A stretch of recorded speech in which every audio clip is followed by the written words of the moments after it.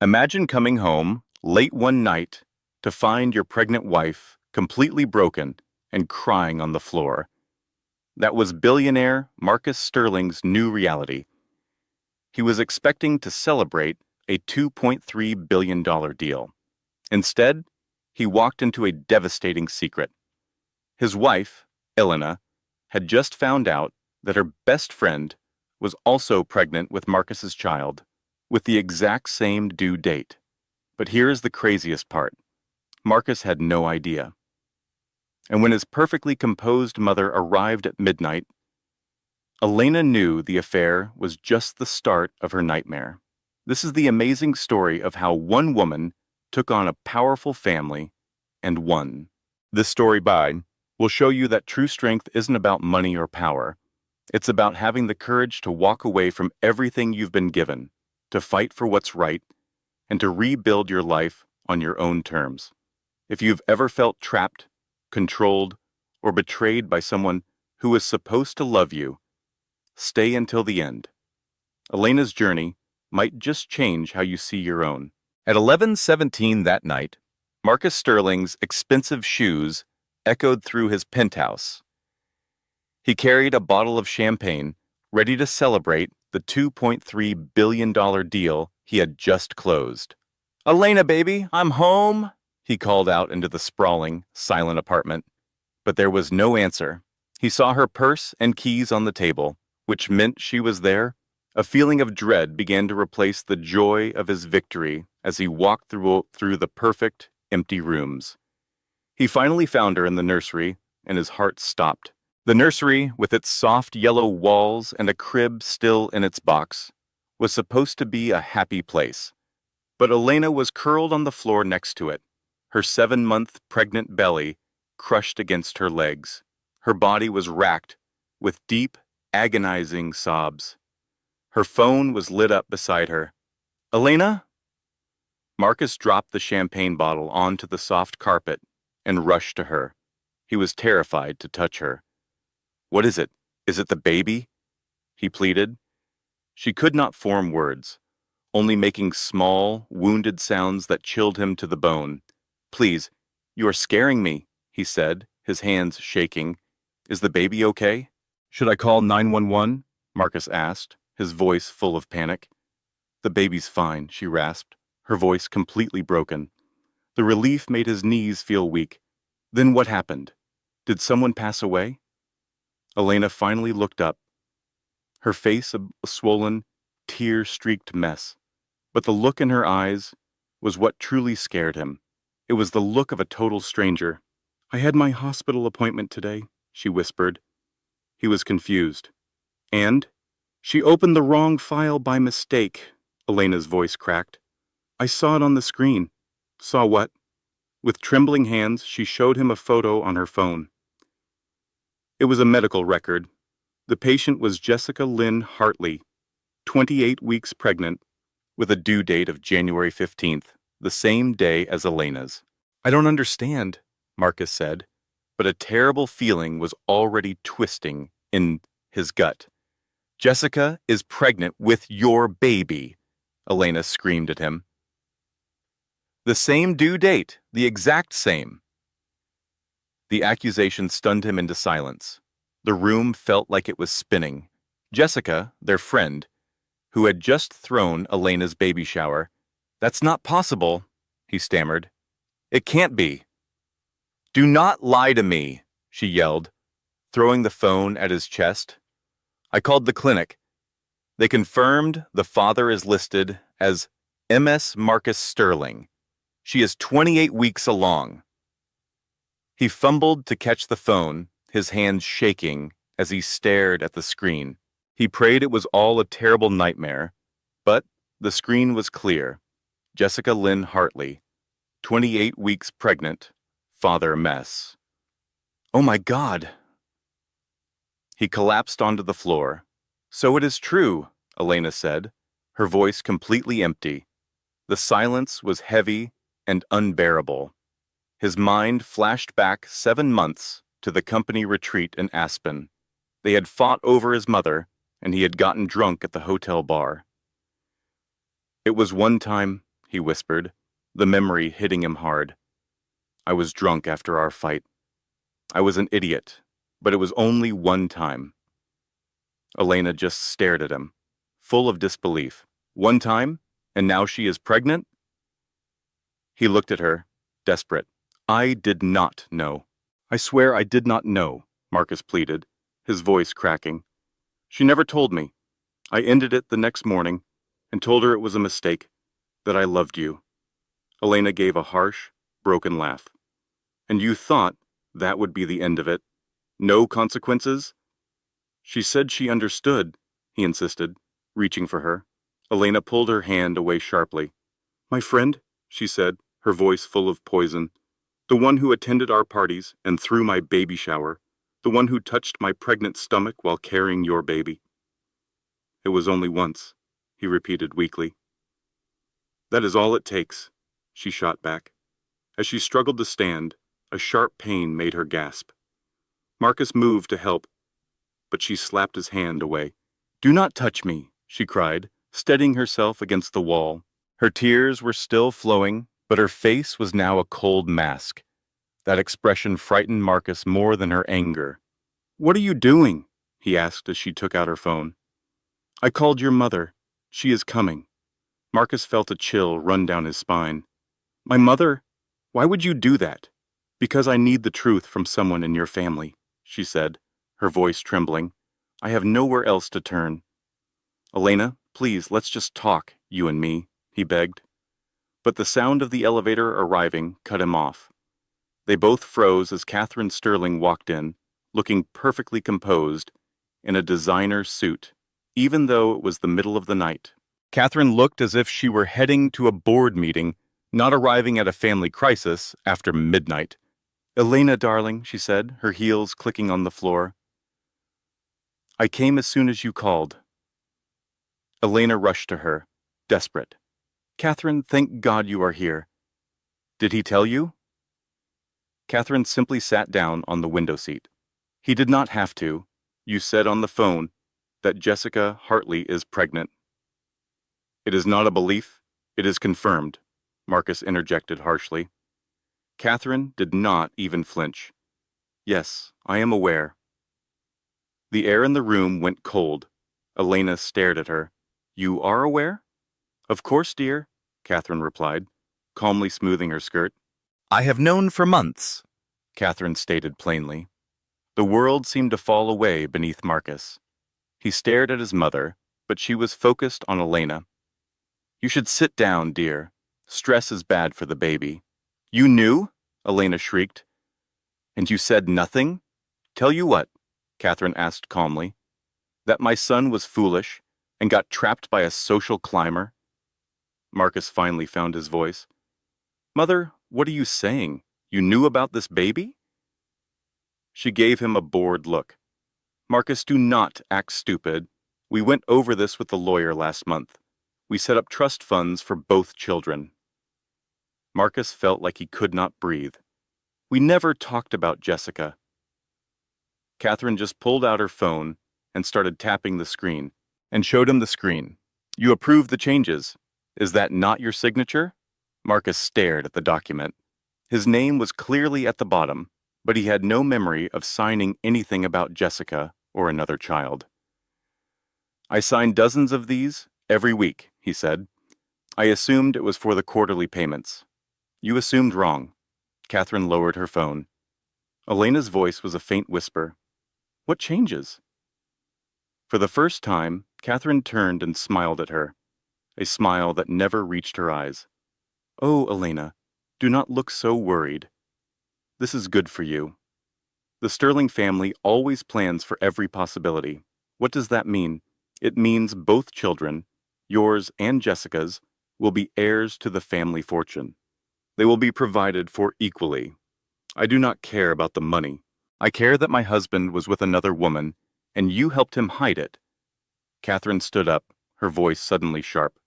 Do not be so dramatic. You care about the money. Everyone does. It is why you married him. That is not true. Please. Catherine's laugh was ice cold. You earned $60,000 a year as a nurse. You lived in a tiny apartment in Queens with two other people. Marcus met you at a charity event, and you saw a way out. Do not stand here and pretend you are some poor victim. Tears streamed down Elena's face again. I loved him. You loved what he could provide. Catherine stepped toward her. And I do not blame you. But do not insult me by pretending this is about morals. That is enough, Marcus finally spoke. Elena, do not listen to her. She has no idea what she is talking about. Catherine turned on him. You will be quiet. You made this mess with your weakness. You got drunk and slept with your wife's best friend. Jessica is a yoga instructor. She drives a 10-year-old Honda. Catherine's voice was like a blade. Yes, Marcus. She is beneath this family, just as Elena was before you. The cruelty in her voice made Marcus cringe. This was his mother at her worst, cold and calculating. Catherine faced Elena again. Now, you are going to calm down. In the morning, we will discuss how to manage this. Both babies will be born, and life will continue. For the first time, Elena's voice was steady. I want a divorce. The words filled the quiet room. Catherine laughed. No, you do not. Watch me. Catherine pulled a folder from her bag. She set it on the table with purpose. Before you make empty threats, let me remind you about the prenuptial agreement you signed 4 years ago. Elena's hands trembled as she took it. Page 14, Section C, Paragraph 3, Catherine recited perfectly. The infidelity clause. If a party cheats and seeks a divorce, that person gets nothing. Elena flipped through the pages. Good. He cheated. I get everything. Page 18, Section F, Paragraph 7. Catherine's smile grew. Any divorce filed within the first 10 years of marriage results in losing all assets. You would have to prove extreme misconduct. A single affair is not enough. Even 2 or 3 would not be enough. The standard is extremely high. Elena read on, her face growing pale. Her voice broke. It says if I divorce him before 10 years, I get nothing. No money, no property. Exactly. Catherine looked pleased. You would leave with only the clothes on your back, and a baby you would have to support on a nurse's salary, assuming a hospital would even hire you after this. Elena looked at Marcus, her eyes full of betrayal. You knew about this? I did not read it carefully, Marcus said. My father and I have the same agreement. I just thought it was standard.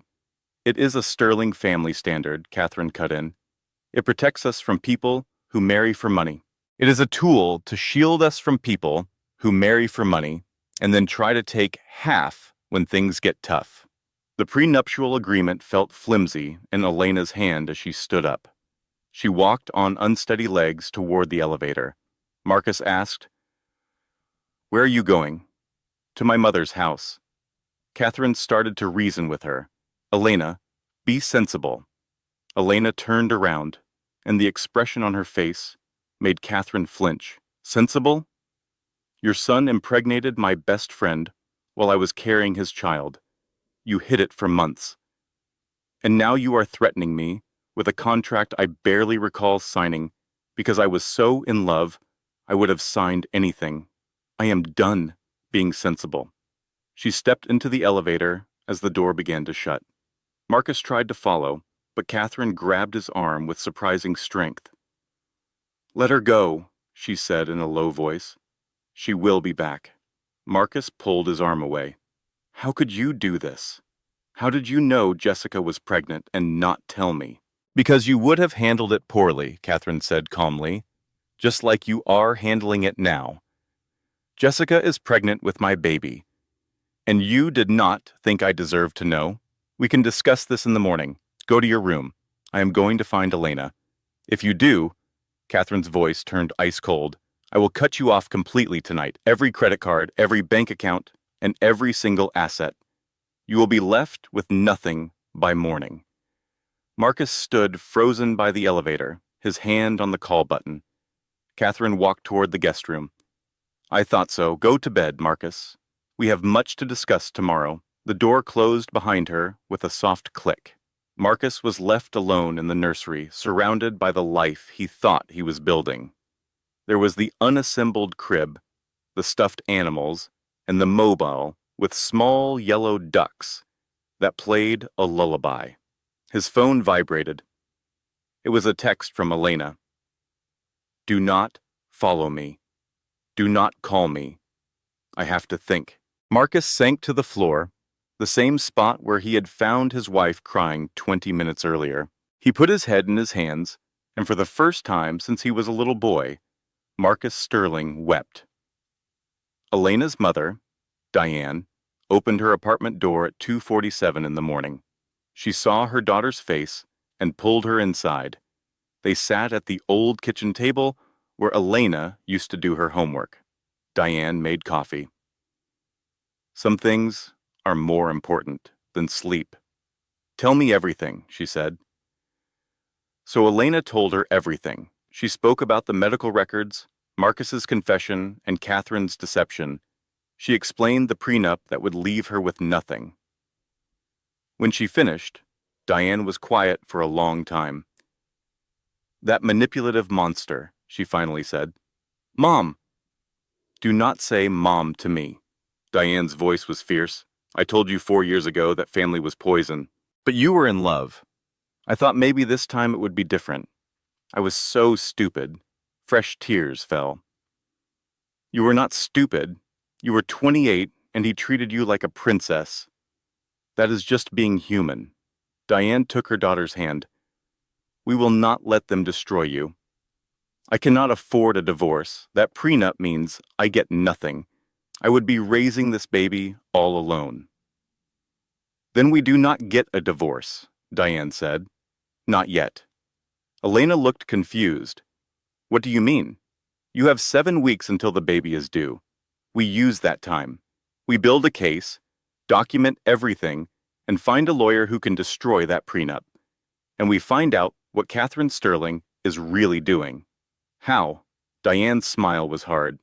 "You think you are the only nurse I know? I have friends at Mount Sinai." We are going to learn everything about Jessica Hartley's pregnancy. I feel there is more to this story than a simple affair. Elena wanted to believe her mother. She wanted to believe there was a way out. But she remembered Catherine's cold, confident face. "She is too powerful," Elena whispered. "Catherine owns everything. How can we possibly fight that?" "We fight smart," Diane said. "And we fight dirty if we have to."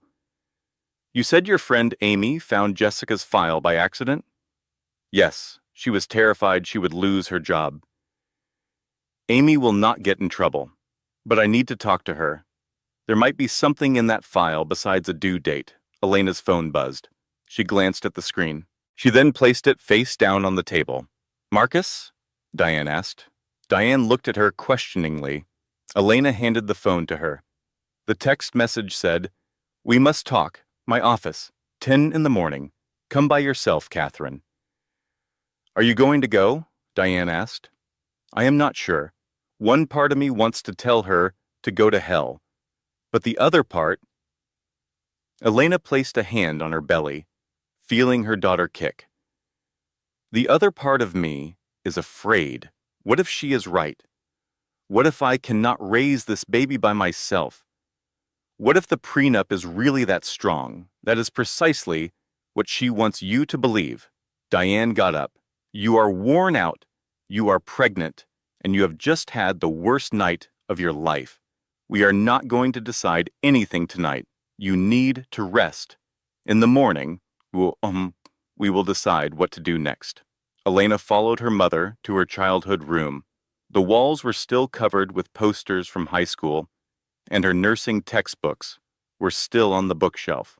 It felt strange to be here again. She was 7 months pregnant with a billionaire's baby. Her marriage was destroyed, and she lay down on the small twin bed and shut her eyes. But she could not fall asleep. Instead, her thoughts drifted to the past 4 years, to meeting Marcus at a charity event, the way he made her laugh, and how he seemed unlike the rich men she usually met at the hospital. He had inquired about her job, and actually paid attention when she spoke about her patients. He did not seem to mind that she drove a 10-year-old car or that her apartment was smaller than his closet. Or had she only perceived what she wished to see? Elena was brought up by a single mother who held down 2 jobs. She financed her way through nursing school with loans and scholarships. She was proud of her self-reliance, proud that she did not rely on anyone to look after her. And then Marcus had come into her life and given her a fairy tale, private planes, a penthouse in Manhattan, designer outfits, a Black American Express card with no spending limit. There were charity galas, gallery openings, and weekends in the Hamptons. It was thrilling, but also lonely. Her friends from nursing school gradually disappeared, unable to connect with her new life. The friends of the Sterling family looked down on her for her working-class origins. Catherine had been clear from the start that Elena was an outsider who had married above her social class. Jessica had been her support system, her college roommate, her closest friend, the only one who knew her before she was Mrs. Marcus Sterling, the only one she could be herself with, except Jessica had been sleeping with her husband. Or had she? Elena sat up straight in bed. Something about Marcus's explanation did not add up. He said it happened one night in Aspen, a drunken mistake. But the medical records indicated Jessica was 28 weeks pregnant. Elena was also 28 weeks pregnant. They had both conceived within a few days of each other. What were the chances of that? Elena took her phone and checked her calendar. The Aspen trip had been in early April. She had conceived in late March. She was certain of the exact date because she and Marcus had been trying to have a baby for months and had been tracking her cycle closely. If Jessica had gotten pregnant that night in Aspen, she would be 1 or 2 weeks behind Elena, not at the same stage of pregnancy. Unless Marcus had been with Jessica before Aspen, unless he had been having an affair for longer than he let on, or unless there was something else happening entirely. Elena opened her text messages and found her conversation with Jessica. The last message was from 3 weeks ago. Cannot wait for Sunday. I am bringing those cupcakes you like. Hugs and kisses. The baby shower. Jessica had hosted a baby shower for her, had touched her belly, and talked about being Auntie Jess, had given her a baby outfit that said Mommy's Little Miracle, all while being pregnant with Marcus's child. The anger that rushed through Elena was so strong it made her feel faint. She wanted to yell, to smash her phone against the wall, to go to Jessica's apartment and demand an explanation. Instead, she typed a short message. I know. She sent the message before she could change her mind. 3 dots showed up right away. Jessica was awake, probably had been awake all night wondering if Elena knew. The reply came through. Can we talk, please? I can explain everything. Elena just looked at the message. A part of her wanted to hear what Jessica had to say, wanted to know how her best friend could betray her so deeply. But a wiser part, a part that sounded like her mother, knew that was a bad idea. No, Elena typed in response. Stay away from me. Stay away from my family. If you try to contact me again, I will get a restraining order. She blocked the number before Jessica could reply. Her phone rang right away. It was Marcus. She rejected the call. It rang over and over. In the end, she just turned it off. In the quiet of her old bedroom, Elena made up her mind. She would go to Catherine's office in the morning, but she would not go by herself. And she would not be unprepared. She would be ready for a fight. Sarah Morrison's law office was on the 32nd floor of a tall building in Midtown. The walls were covered with framed courtroom winds and pictures of Sarah with different politicians and famous people. Behind her desk, her law degree from Columbia was next to a smaller frame with a quote that said, "Well-behaved women rarely make history." Elena liked her right away. Coffee, tea, or water? Sarah pointed to the leather chairs in front of her desk. She was an attractive woman in her late 40s with stylish gray hair and eyes that saw everything. Water, please. Elena's hands were shaking a little as she sat down. Diane sat next to her. Sarah poured 3 glasses from a pitcher, then sat down in her chair and took out a notepad. Your mother told me the basics on the phone, but I need to hear the whole story from you. Start from the very beginning. Do not omit any details. So Elena told the story once more, the medical records, Marcus's admission, Catherine's disclosure, the prenup. Sarah listened without saying a word, just making a few notes here and there. When Elena was done, she leaned back and tapped her pen on her lips. Well, she said at last, this is probably the most clever bit of legal trickery I have seen in a long time. Can you get me out of it? Elena asked. It is possible. It relies on a few things. Sarah took the prenup and quickly looked through the pages. First, we need to prove that you signed this under pressure or force. Did anyone make you sign it? Did you have enough time to look it over with your own lawyer? Elena tried to recall. It was 4 years ago. She had been so in love and excited for the wedding. Marcus's lawyer explained it to me. He said it was normal for rich families, that it protected both of us fairly. Did you have your own lawyer check it? Yes. Catherine insisted. So I did. She even paid for the lawyer. Sarah's eyebrows shot up. She paid for your lawyer? Catherine said it was a wedding gift to make sure I was protected. So did this lawyer explain the clause that leaves you with absolutely nothing if you divorce within 10 years? Elena shook her head. I do not remember that. I asked if the prenup meant Marcus could cheat without consequence. The lawyer pointed to an infidelity clause that protected me. It is in there, Sarah confirmed, but it is basically useless with the 10-year rule. The cheating clause only kicks in after a decade of marriage. Before that, you would have to prove something extreme, like physical abuse or serious criminal activity. Diane leaned in.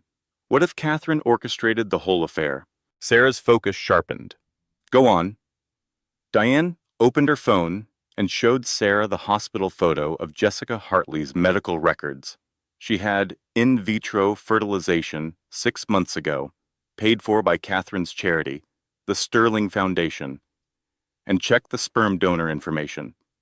Sarah scanned the images, her interest growing. Anonymous sample 447, family member match, provided by Sterling Reproductive Medicine.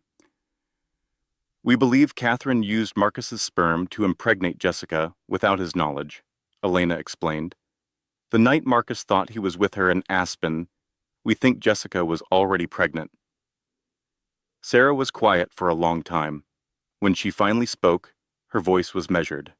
If you can prove that, this whole case changes. Reproductive coercion is a major crime. So is stealing genetic material, but this evidence is thin. What do we need? Diane asked. We need proof Catherine set up the in vitro fertilization without everyone's consent, and that Jessica was manipulated into it. Sarah looked directly at Elena. Do you think Jessica would testify against Catherine? Elena recalled the text messages. I do not know. Maybe, if she gets scared enough. There's another problem, Sarah said. Even if we prove everything, it does not fix your immediate crisis. You are 7 months pregnant and need a place to live.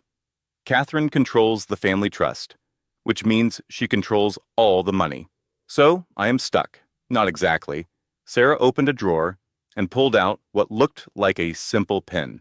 New York is a one-party consent state, Sarah explained. That means you can legally record any conversation you are a part of.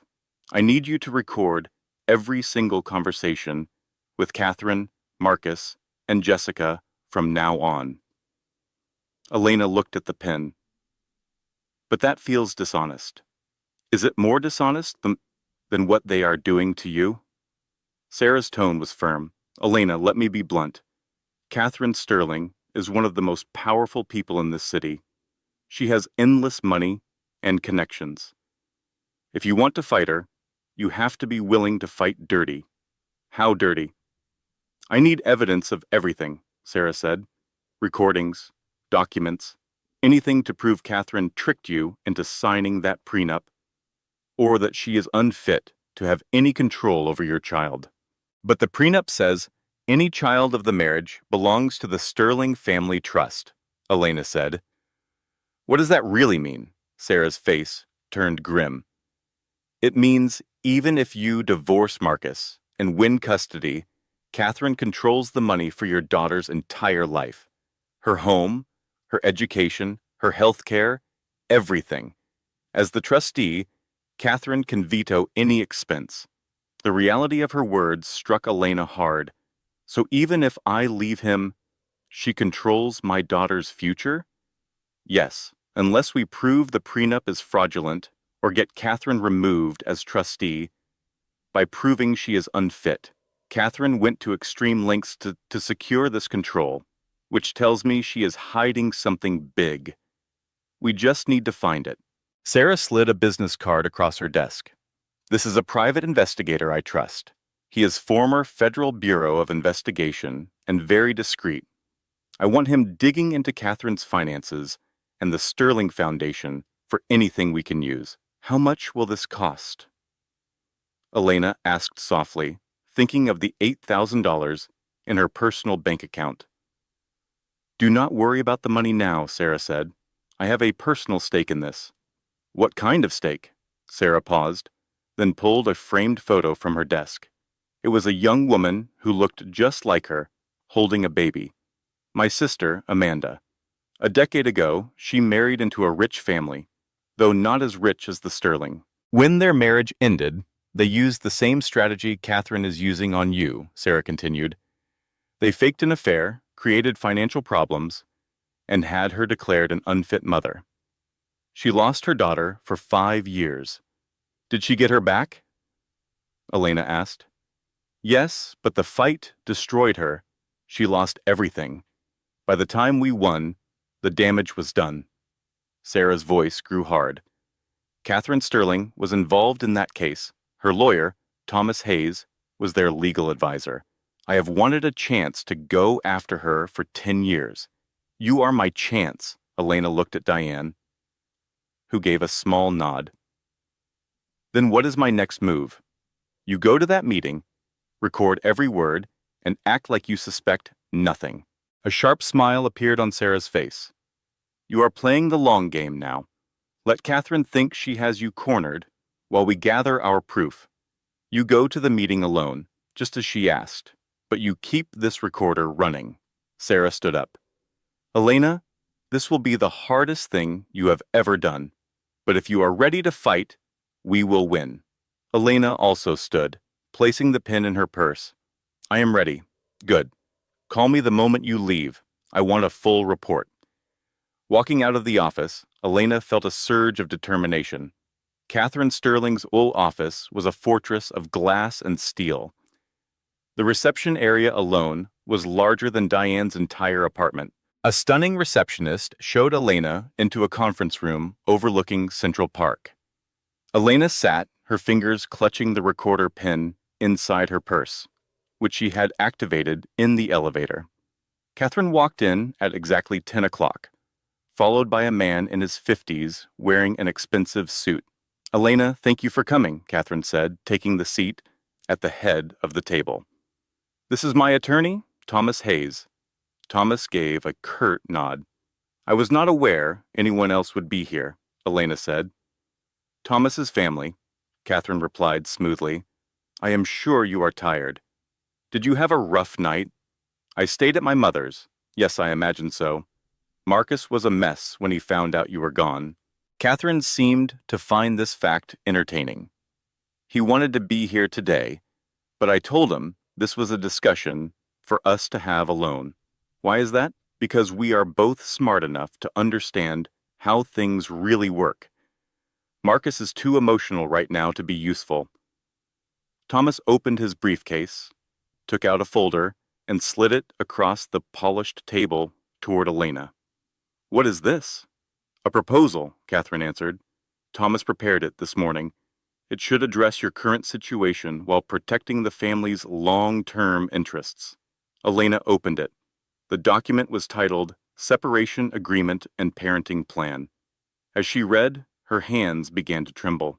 The agreement stated she and Marcus would separate, not divorce.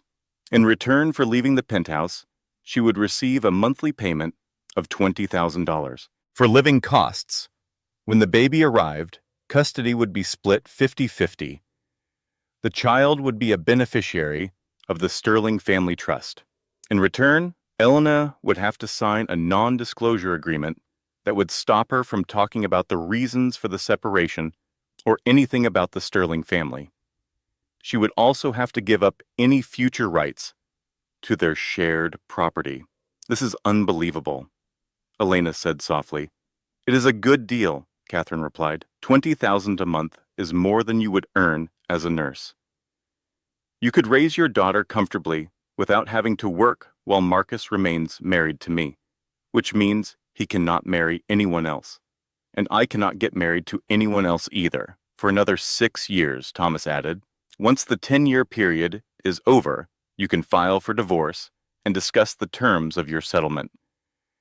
6 years of my life on hold while Catherine dictates every detail of my daughter's life. Elena looked at Catherine. Why would you do all of this? Catherine's face remained a mask, but her eyes gave away a flicker of emotion. Family is everything, Elena. I will not let the Sterling name be destroyed by a scandal. You mean you won't let anyone find out you used Jessica to have Marcus's child? The air in the room grew heavy. Thomas, the lawyer, narrowed his eyes. I am not sure what you are implying. Elena never looked away from Catherine. Jessica did not seduce Marcus. You arranged for her to be inseminated with his sperm. The clinic's records prove it. Catherine's composure cracked for a brief moment. I have no idea what you are talking about. The foundation paid for her treatment with an anonymous family donor. You stole Marcus's sample from the clinic. That is quite a story, Catherine said coldly. Do you have any proof? I have records showing Jessica underwent the procedure 6 months ago. That does not prove anything about consent. Catherine leaned in. Marcus signed forms that allow family members to access his genetic material. It is a standard family agreement. I believe you signed a similar document during your own treatments. Elena's mind raced. Did she sign something like that?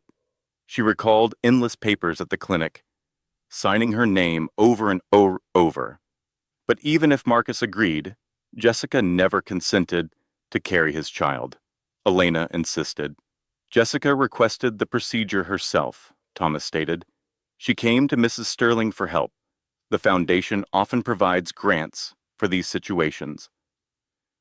For fertility preservation or for implantation? The distinction does not matter, Thomas replied. Miss Hartley was fully informed and agreed to everything.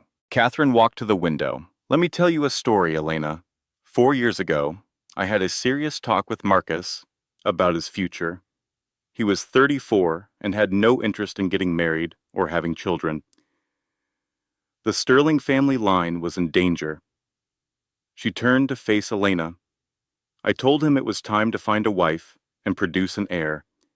He wanted to marry for love, not duty, but I made him to see how important legacy is. So you are saying he only married me because you told him to. I am saying I encouraged him to be responsible. Then he met you. A young, healthy nurse from a simple background. You seemed like the perfect choice. The words were meant to sting, and they did. But Elena stayed quiet, letting the hidden recorder capture every word. But you had trouble getting pregnant, Catherine went on. A year passed.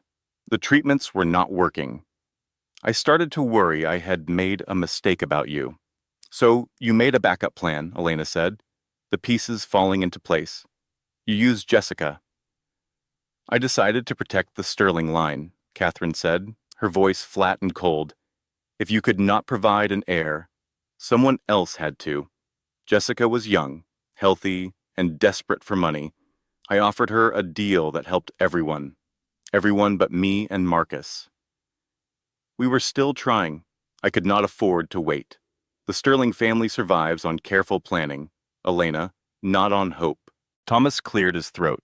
Mrs. Sterling, maybe we should stop. It is fine, Thomas. Catherine sat down again. Elena should know the whole truth. When you finally became pregnant, I was thrilled. But I was also realistic. A first pregnancy at your age has risks. Jessica's pregnancy was simply an insurance policy. An heir and a spare, as the royals say. Elena felt a wave of nausea. You played God with our lives. I secured my family's future. And Marcus knows none of this? Marcus knows that Jessica is pregnant with his child. The other details would only upset him. Elena stood up, clutching the papers. I am not signing this. Then you will walk away with nothing, Catherine said without emotion. Our prenuptial agreement is perfect. You will not get a single penny in a divorce. This way, at least you and your daughter are taken care of. I would rather live with my mother than accept your money. Do not be a fool. Think about your daughter. Do you want her to grow up with nothing because of your pride? Elena started for the door. I will take my chances. Leno. Catherine's sharp voice stopped her. If you leave without signing, I promise I will make your life a living nightmare. The embezzlement is only the start. Elena turned around slowly. What embezzlement? Thomas produced another folder. Over the last 6 months, $2.3 million was moved from the foundation to an offshore account. The account belongs to a Diane M. Walsh. You have signature authority on the foundation's account. Elena felt her blood turn to ice. That is impossible. I never moved any money. I barely look at those accounts. We have records showing the transfers came from your home computer, Thomas said. We also have security video of you making one of the transfers at a bank. I have never been to that bank. It does not matter if you did it, Catherine cut in. What matters is that we have the evidence to convict you. It will ruin any chance you have of getting custody of your child. You framed me. I protected my family, Catherine replied, her voice like steel. You have a choice. Sign the agreement, and this all disappears. Refuse, and I will have you arrested for fraud. You will spend the rest of your pregnancy in a jail cell, and your baby will be taken from you the moment she is born. Elena's hands were trembling. She nearly dropped the folder. You cannot do this. I already have, Catherine said, standing up. You have 48 hours. Sign the papers, and your nightmare is over. Refuse, and I will ruin you completely. Elena stumbled out of the room and into the elevator. She collapsed on a bench outside the building, struggling to breathe, her hand protectively on her stomach. Her daughter kicked hard, as if telling her to be strong. With shaking fingers, Elena pulled out her phone and called Sarah. I got it, she whispered when Sarah answered. I got everything on tape. She managed to walk 3 blocks before the panic attack finally hit her. Her vision blurred, and she could not breathe. All she could think was that Catherine Sterling was going to steal her baby. A kind stranger helped her to sit down. A man offered to call an ambulance, but Elena could only shake her head. She sat on the cold Manhattan sidewalk, fighting for every breath. When her legs finally worked, she took an Uber to Sarah's office, only to collapse again in the elevator. She woke up to the steady beeping of monitors at Mount Sinai Hospital. Her friend Amy, a nurse, was checking the IV in her arm. Hey, Amy said gently, you gave us a real scare. The baby is fine, strong heartbeat, and normal movement.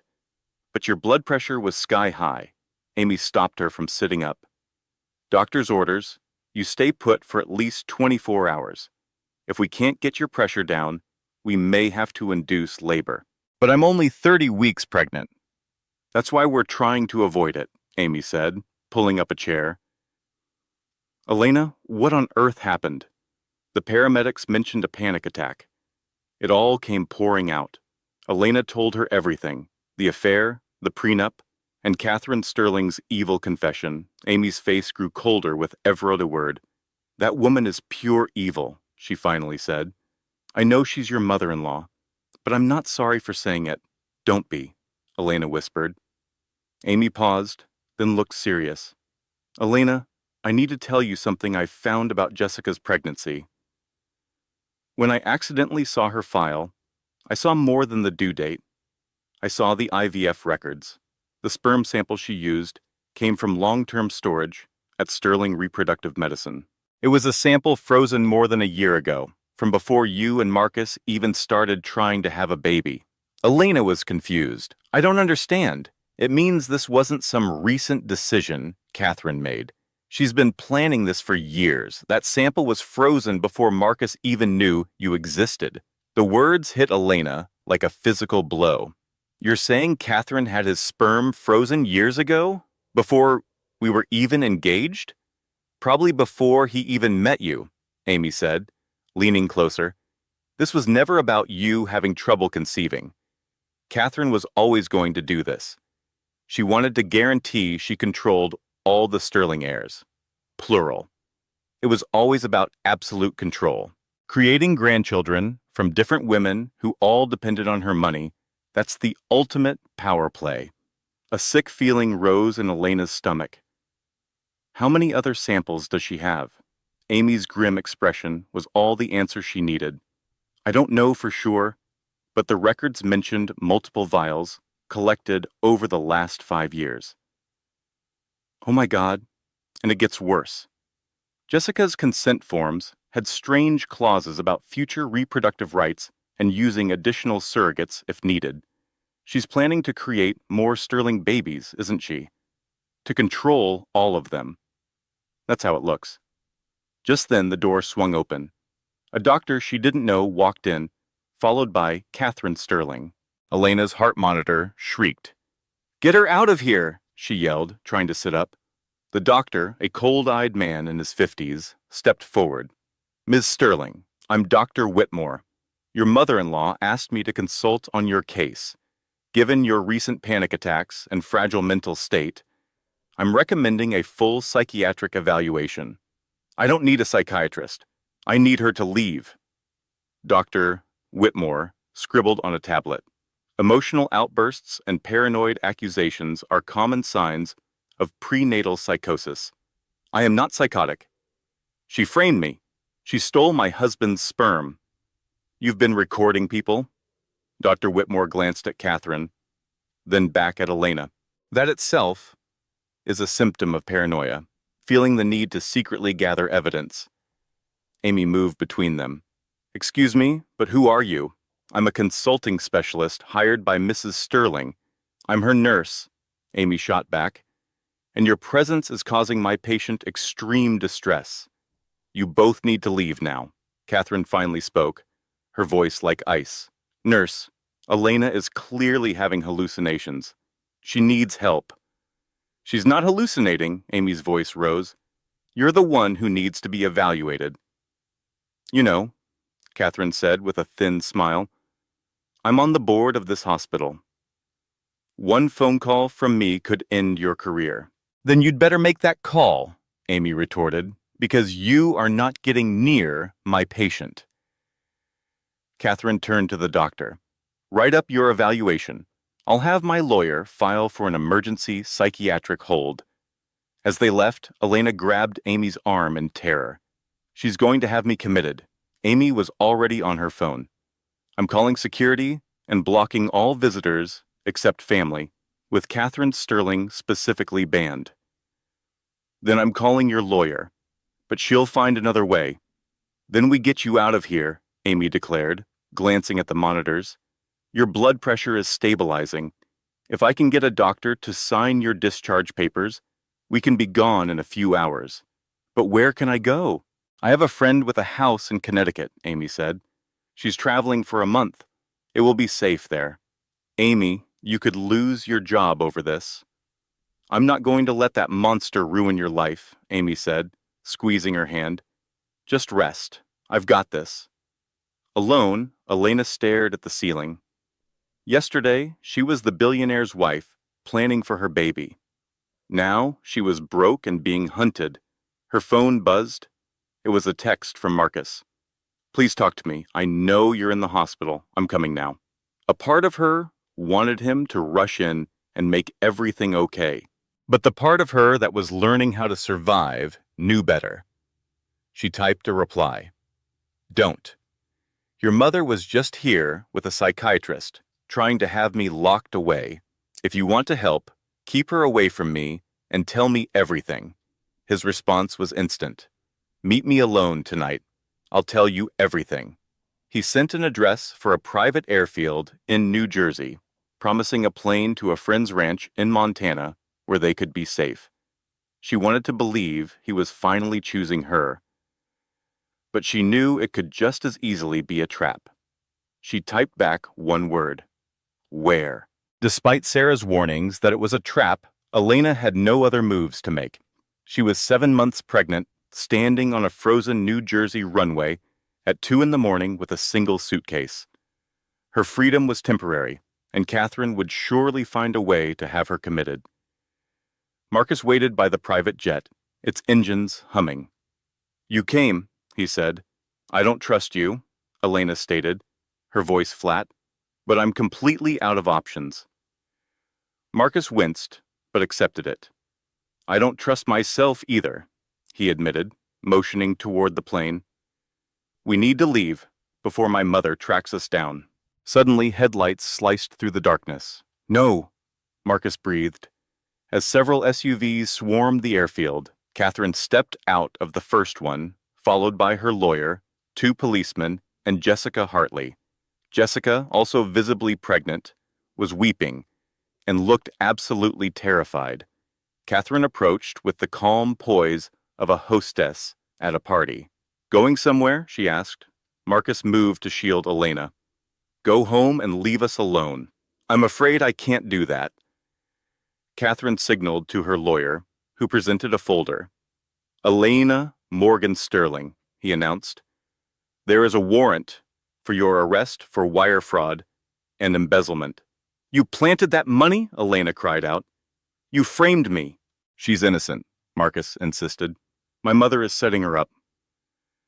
"Sir, please step away," an officer warned, moving toward Elena with handcuffs. "Wait!" Jessica's voice cut through the tension. Everyone turned. She was sobbing uncontrollably. "I am so sorry, Elena," she choked out. "She told me you both wanted this." Catherine's cold expression finally fractured. "Jessica, be quiet." "No," Jessica shot back, turning on her with a look of fury. "I am done being your puppet." She faced Marcus. "Nothing happened in Aspen. You were unconscious. Catherine drugged you, had security take you to your room, and then called me. She told me to get into your bed so she could take pictures. She said if I refused, she would tell everyone you assaulted me." The tarmac fell silent. Marcus stared, first at Jessica, then at his mother. "What?" Catherine's composure shattered, replaced by pure rage. "You foolish girl! What have you done?" With trembling hands, Jessica held up her phone. "I saved everything. Every email, every text, all the bank transfers." She gave the phone to an officer. "She paid me $50,000 for in vitro fertilization with Marcus's sperm and $25,000 a month to keep quiet. She swore this was just a backup plan in case you had complications." The officer began scrolling through the phone with great interest. "I never knew she was going to frame you for embezzlement, I swear. I couldn't let her destroy your life," Jessica finished. Elena looked at her former friend, seeing now that she was a victim, too, trapped in Catherine's web. An officer turned to his partner. "We need to bring Mrs. Sterling in." "Don't be ridiculous," Catherine scoffed. "I am Catherine Sterling." "Ma'am," the officer said firmly, "we have evidence of conspiracy, fraud, and reproductive coercion.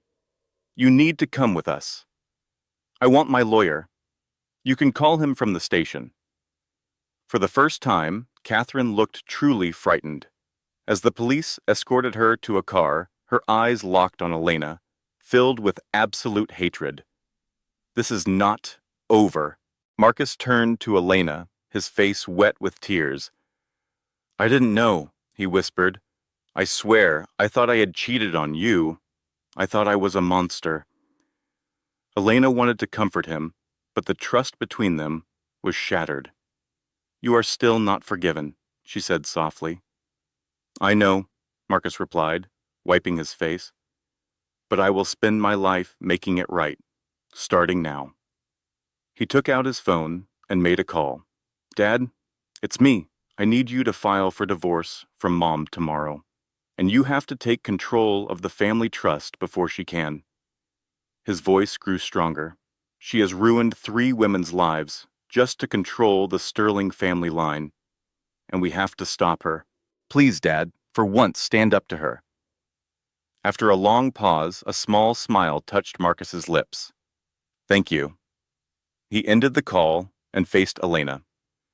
For 20 years, my father has been keeping files on every illegal thing my mother has ever done. He's taking it all to the FBI tomorrow. Why now? Elena asked. Because seeing you, 7 months pregnant and about to be arrested for her crime, finally woke him up, Marcus said, his voice cracking. An officer approached them. Miss Sterling, the charges are being dropped. We'll need a formal statement, but you are not under arrest. Elena simply nodded, feeling numb. The nightmare was finally ending. Jessica walked over, hesitantly. Elena, I know I don't deserve forgiveness, but I'm giving full custody of the baby to Marcus. I can't be a mother like this. What will you do? Elena asked. Move away. Start over, Jessica said quietly. She manipulated me. She said you were sick and couldn't carry the baby to term. I was so stupid and desperate. You should have told me, Elena replied. I know, Jessica whispered, turning to leave. She paused. For what it's worth, he was destroyed when he thought he had cheated on you. He really does love you. Then she walked away, disappearing into a waiting taxi. Marcus and Elena stood alone on the runway, the jet's engines still running. What happens to us now? He asked. Elena truly looked at him, seeing past the polished billionaire to a broken man trying to pick up the pieces. I don't know if I can ever trust you again, she said with brutal honesty.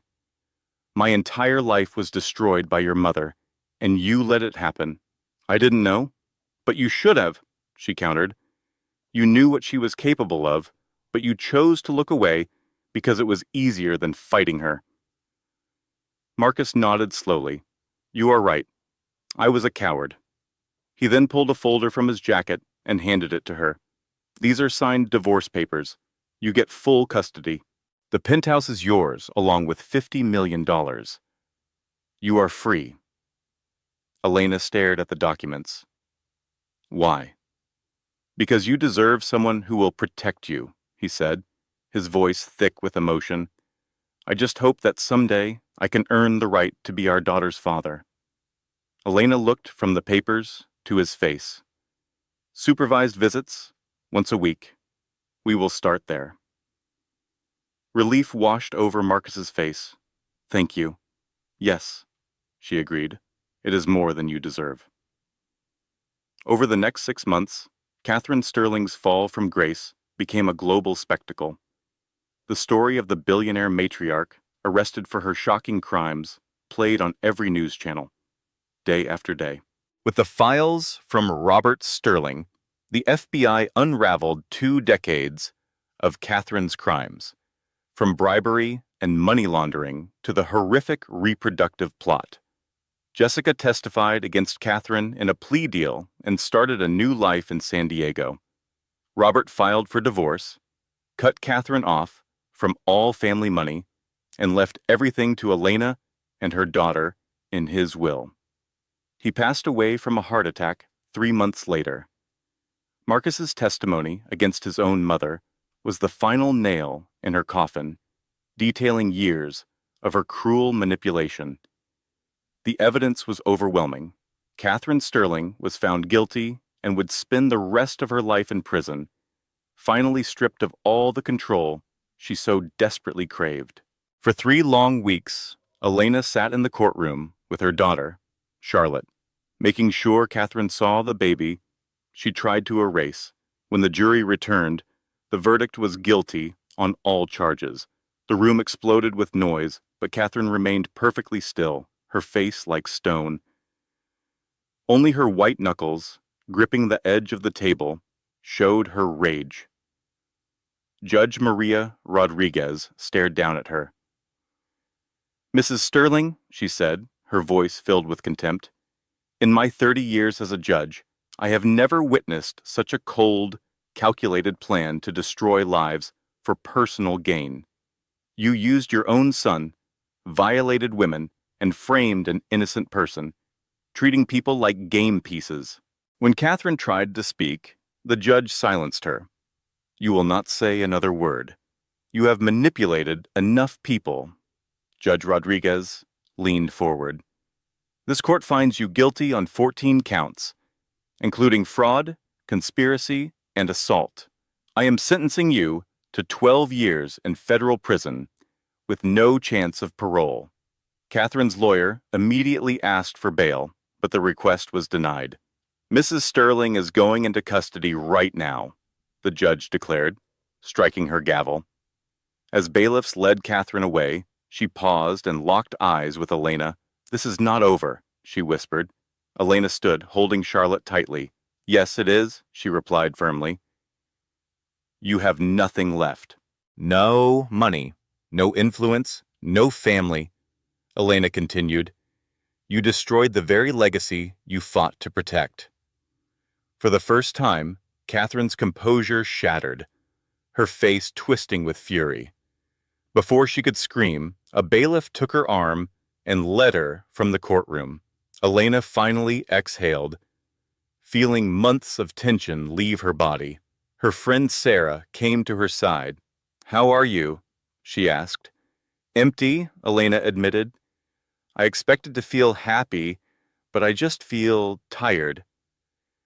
Sarah looked at the sleeping baby. "But you won. You and Charlotte are safe. That's what matters." In the hallway, Marcus was waiting. He had testified 2 weeks earlier and looked thinner, exhausted by guilt. "Hey," he said softly, "I am glad it is over." After a moment of awkward silence, he spoke again. "The divorce is final. I bought a place in Montana, near that ranch I told you about. I am moving next month." Over the past 6 months, Marcus had kept his promise, visiting Charlotte every week under supervision. He brought her gifts and spoke to her gently. He was trying, but the chasm of betrayal between him and Elena felt too wide to cross. "Montana?" Elena asked, surprised. "I cannot stay here," he explained. "I need a fresh start, somewhere nobody knows my family's name. I got a job with a construction crew. They just need someone who can work hard." He then looked at her seriously. "I know I can never fix what my mother did, but I want to be a better man for Charlotte, and for you, if you will let me." Elena adjusted the baby in her arms. "I do not know if I can forgive you, Marcus. Right now, I am just focused on my daughter." "I understand," he said. "Can I still see her every week?" "Yes," Elena agreed. "But you will have to come here. I am not moving Charlotte." "I will drive out every weekend if I have to," he promised, and she knew he meant it. He loved his daughter. "How is your dad?" Elena asked. Marcus's expression soured. "His funeral is next week. I will be there," Elena said quietly. "He gave me everything in the end. It is the least I can do." Marcus leaned in, kissed Charlotte's forehead, and walked away. 1 year later, Elena watched a Montana sunrise from her kitchen window. The small farmhouse was hers, bought with the inheritance from Robert Sterling, far away from the chaos of New York. Her mother, Diane, had moved into the guest house to be close to her granddaughter, and insisted she was happier than ever. Charlotte, sitting in her high chair, was happily smashing a banana and babbling. Life was simple and peaceful. Just then, a truck pulled into the driveway. It was Marcus, right on schedule. He had kept his promise, making the 4-hour drive every Saturday morning. Slowly and cautiously, they were rebuilding a fragile trust. Elena opened the door as he walked up, carrying a bag from a bookstore. He always brought new books. "Hey," she said. "How is my girl?" he asked, smiling. "Covered in banana and looking for trouble," Elena replied. Marcus laughed and went straight to Charlotte.